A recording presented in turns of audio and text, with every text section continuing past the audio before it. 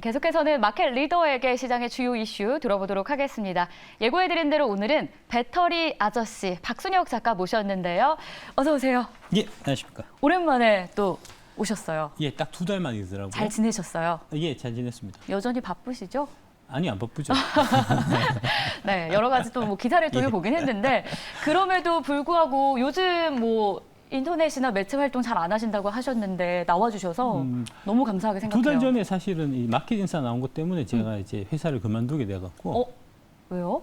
그때가 이제 4월 딱 13일이거든요. 네. 그날이 언제냐면은 이제 그 하나증권에서 에코프로 그 매도 리포트 나온 날이 딱 그날이에요. 그래서 이제 그걸 물어보셨고 제가 뭐 물어보셔갖고 그냥 이제 있는 대로 다 대답을 했는데 그랬더니 이제 그 이후에 많은 문제점들이 생겨갖고 이제 하나증권 쪽에 이제 제가 말씀드렸던 뭐 리튬 가격이 너무 과하게 저평가해가지고 뭐 이제 리포트를 썼다. 그 리포트는 좀 뭐랄까 속셈 있는 리포트가 아니냐 하는 얘기를 했더니 그거를 이제 많은 분들이 보고 이제 하나증권에 그 항의하고 그다음에 예, 금감원에 민원 넣고 해갖고 결국 이제 제가 잘린 거죠. 아이고 또 잘렸다는 표현은 좀 진솔하긴 했는데 그래도 또 개인의 의견이고요. 또 그런 철학을 나름 갖고 계신 걸로 개인 투자자들에게 실질적으로 수익을 또 많이 안겨주시기도 했잖아요.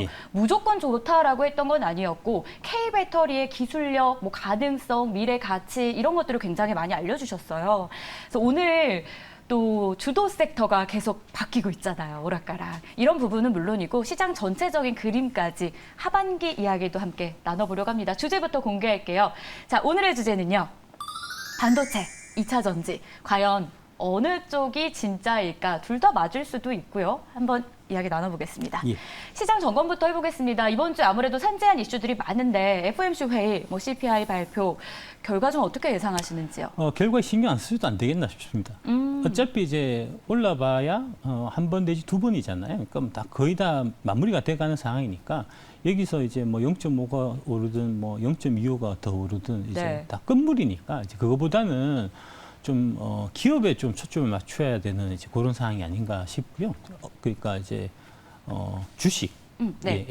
그 피트 린치 말씀이 이제 위대한 기업에 투자하고 있으면 이제 뭐 경기 불황이라든지 그다음에 증시라든지 신경 안 써도 된다라고 말씀하셨는데 이제 그런 부분을 좀 생각하시면 될 것 같고 실제로 올해 들어갔고 올해가 이제 전반적으로 경기 불황에다가 금리도 계속 올렸지만 이제 에코프로 같은 경우는 7배 올랐고요. 에코프로 BM은 3배 올랐잖아요. 그러니까 그 에코프로는 에코프로 BM 주식을 갖고 있었으면 금리가 몇 번이 오르든 경기가 불경기를 가든 나하고는 아무 관계 없는 거니까 돈 버는 게 중요한 거지. 뭐 굳이 저기 뭐 0.25 올릴지 안 올릴지 0.5 올릴지 이거 맞출 필요는 없는 거죠.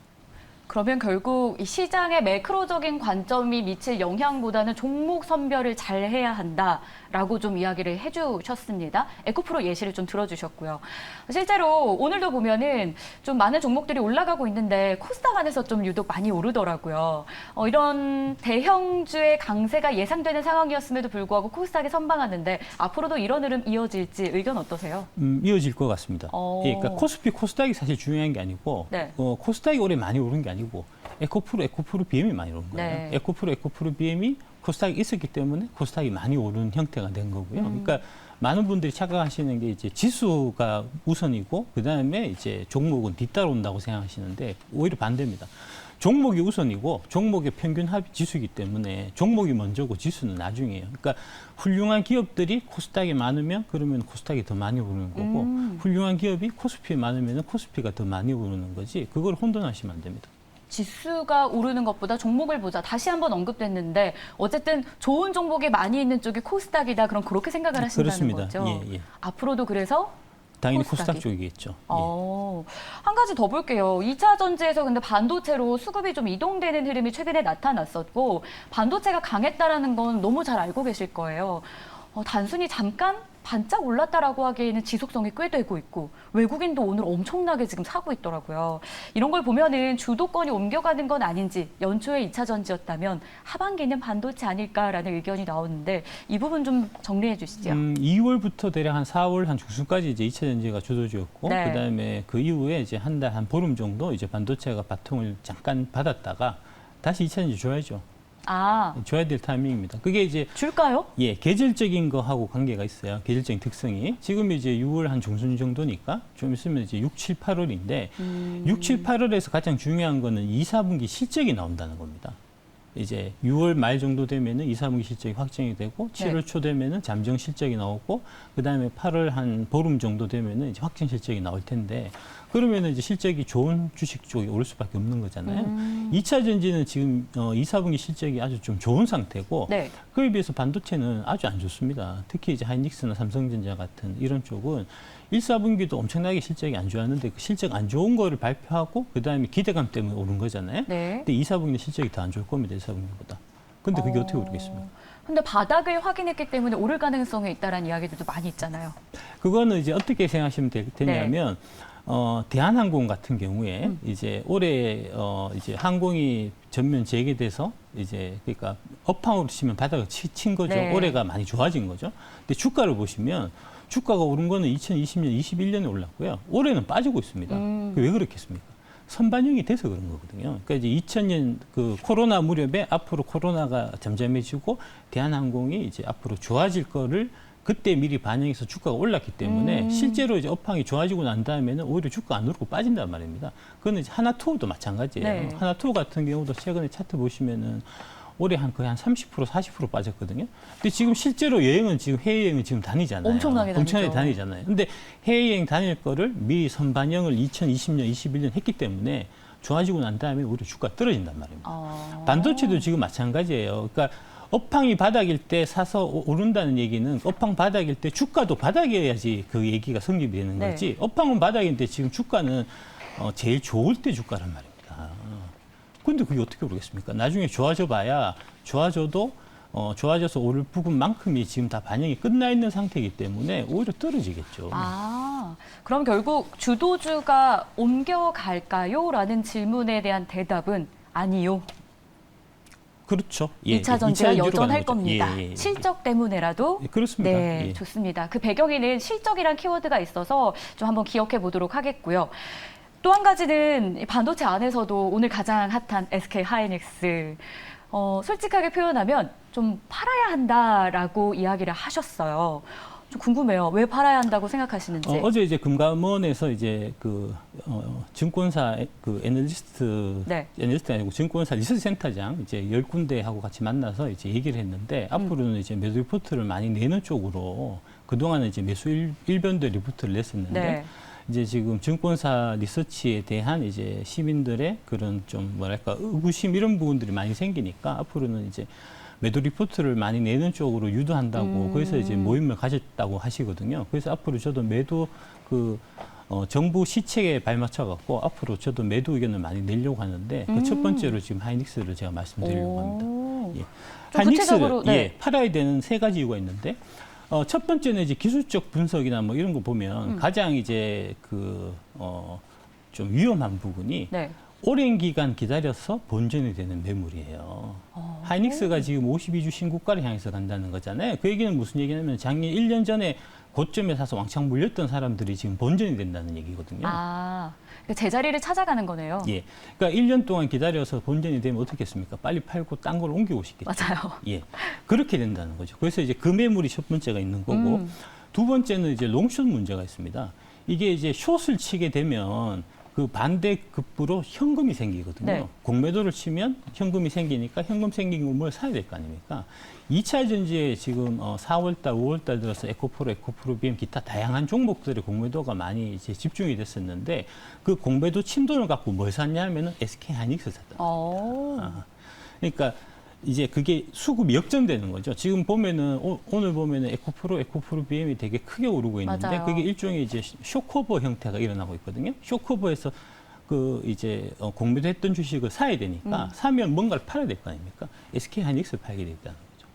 그래서 이제 두 번째로 이제 그 수급상 이유 때문에 이제 파셔야 되는 부분이 있고 마지막은 오버행 이슈가 있습니다. 네. 예. 첫 번째 오버행은 4월 달에 이제 SK 하이닉스에서 교환사채, 이렇게 자기 주식을, 자사주를 기초로 해서 교환사채를 발행을 했었는데, 이게 이제 5월 한 26일부터 이제 전환이 가능해요. 전환 가능한데, 전환 가능한 가격이 11만 1,800원입니다. 지금 그 전환 가격을 넘어서 있는 상태입니다. 그러니까 12만 원, 13만 원 가면은 이 전환 매물이 출회될 수 있는 여지가 있거든요. 이게 총 2천만 주예요. 이제 상장 주식 수의 2.8%고 SK하이닉스가 한 일간 400만 주 정도가 거래가 되거든요. 그러니까 5일치 이제 거래될 양만큼의 매물이기 때문에 네. 엄청나게 큰 겁니다. 오. 그다음에 두 번째로 이제 유상증자 가능성이 있습니다. 네. 예, 이거는 뭐 확정된 건 아닐 거고 아마 뭐 이거 그냥 제 생각인데 가능성이 있다는 부분이 1분기에 SK그룹이 이제 사채를 3조 4천억을 발행했습니다. 그래서 이제 잔고가 44조가 되는데 되게 부담이 지금 되는 형태만큼의 금액이고요. 그런 와중에 이제 1, 4분기에 그 SK하이닉스 이제 재무제표를 보면 이제 현금 흐름표를 보면 영업 활동으로 인한 현금 흐름이 마이너스 2조예요. 그다음에 이제 투자 활동으로 인한 현금 흐름이 마이너스 3.1조입니다. 그러니까 분기에 총 한 5조 정도의 캐시번이 있었다는 얘기가 네. 되거든요. 이게 이제 2, 4분기부터는 좀 생산 규모를 줄이고 이제 나름대로 좀 뭐랄까 이제 내핍 경영을 해서 이제 캐시번을 줄이기는 하겠지만 이 적자가 빠른 시간 내에 흑자로 돌아설 가능성은 지금 없는 상태이기 때문에 네. 올해 연간으로 보면은 대략 한 10조 정도의 캐시는 필요한 상태거든요. 근데 SK하이닉스가 지금 갖고 있는 캐시는 5조에 불과합니다. 그러면은 추가적으로 유상증자를 해야 되는 상황이니까 지금 마침 또 주가가 많이 올라 있는 상태잖아요. 그러니까 이런 부분하고 같이 좀 맞물려서 갑자기 이제 장 끝나고 나서 SK하이닉스가 유상증자 대규모 유상증자를 발행을 발표하고 주가가 폭락할 수 있는 그런 가능성이 있으니까 좀 조심하셔야 될 것 같습니다. 네, 어쨌든 뭐 가능성이 열린 부분에 대해서 개인적인 의견을 좀 설명해 주신 거고요. 자, 그렇다면 SK하이닉스 일단 매도 의견이셨는데 그 밖에 삼성전자 등 반도체주들에 대한 의견은 어떠신지요? 굳이 반도체를 살 이유가 있겠나 싶습니다. 예, 아까 말씀드렸듯이 앞으로 좋아질 거를 이미 네. 다 반영을 한 만큼의 주가가 오른 거예요. 네. 지금 이제 삼성전자가 제일 이익이 많이 난 해가 대략 2018년, 19년 무렵에 한 50조 원, 60조 원 영업이익이 날 텐데 네. 그때 가격이 지금 가격이었습니다. 7만 원 가격이었습니다. 그러니까 이제 앞으로 삼성전자가 좋아져서 50조, 60조 영업이익이 난다고 하더라도 지금 현 가격에서 크게 올라갈 게 없다는 얘기가 되잖아요. 근데 50조, 60조 영업이익 날려면 몇 년 걸리겠습니까? 그렇죠. 올해 내내 적자일 텐데. 네. 그러니까 잘 된다고 하더라도 올라갈 수 있는 여력 자체가 너무 제한적이에요. 가면은 7만 5천 넘어가면 또 본전 매물 왕창 나올 거고 8만 원 되면 또 8만 전제 물리신 분도 네. 왕창 팔고 그럴 거 아닙니까? 기껏 해봐야 1, 20%더 먹겠다고 굳이 삼성전자 살 이유가 지금 없는 거죠. 그러면 2차 전지 쪽에서 어쨌든 뭐 실적이란 키워드도 앞서 설명해 주셨는데 2차 전지에 대한 매력이 더 높다라는 거라면 그 안에서도 어떤 분야에 대한 유망성을 갖고 계신 건지 듣고 싶어요. 일단 올해는 광물 쪽이 제일 좋을 것 같습니다. 광물은 에코프로, 포스코홀딩스고요. 네. 그다음에 이제 양극재. 에코프로비엠, LG화학, 포스코퓨처엠. 그다음에 세 번째로 셀을 말씀드릴 수 있겠습니다. 이제 네. LG에너지솔루션, 그다음에 이제 SK이노베이션. 특히 SK이노베이션을 좀 눈여겨 보실 필요가 있는 게 네. SK이노베이션이 이제 그동안 이제 주가가 크게 탄력을 못 받았었던 게 SK온의 그 배터리 사업이 영업 흑자를 못 내고 있어서 그렇거든요. 네. 근데 그게 이제 AMPC 때문에 좀 빨라질 수 있어요. 뭐 2, 4분기, 3, 4분기 얘기도 지금 나오는 상황이기 네. 때문에 지금은 SK이노베이션을 좀 눈여겨보실 필요가 있지 않나, 배터리 쪽에서는 그렇게 말씀드리겠습니다. 그럼 2차 전지 안에서 또 하나의 이슈가 테슬라잖아요. 어제장만 하더라도 뭐 전기차 충전 관련해서 이슈가 됐고 오늘도 연속성은 좀 있는 상황인데 이 이슈도 지속성이 있을까요? 아니면 다른 이슈가 부각될까요? 사실은 테슬라는 이제 한국 밸류체인하고는 조금 거리가 있는 거여 갖고 네. 이제 좀 원래 좀 분산해서 주는 거니까 그렇긴 한데 지금 최근 어떤 일이 있었냐면 이제 테슬라가 CATL하고 지금 손절에 나섰거든요. 네. 그래서 이제 일단은 CATL 손절하고 파나소닉 거를 쓰는 쪽으로 손절했다고. 예. 그러니까 원래 이제 미국산 배터리에서 20%는 CATL 거를 쓰는 걸로 돼 있었거든요. 네. 근데 그거를 안 쓰기로 했고 그래서 지금 이제 링더스타일 CATL 주가가 작살이 나고 있습니다. 지금. 그래서 이제 그런데 네. 그 부분만큼을 이제 파나소닉 쪽으로 일단 쓰는 걸로 대충 얘기 나오는 것 같은데 장기적으로 보면은 LG 엔솔이나 그다음에 삼성 SDI 쪽도 가능성이 있거든요. 이제 그런 쪽 밸류체인 한번 보시면 좀 도움이 안 되시겠나 싶습니다. 자, 그렇다면 섹터별 최선호주 간략하게 정리해 주시죠. 앞서서 SK이노베이션 얘기도 했는데 자, 정리하신다면요. 예. 에코프로, 포스코홀딩스가 지금은 탑픽입니다. 네. 예. 반도체 안에서는 반도체는 없습니다. 예, 반도체는 빨리 네. 파십시오.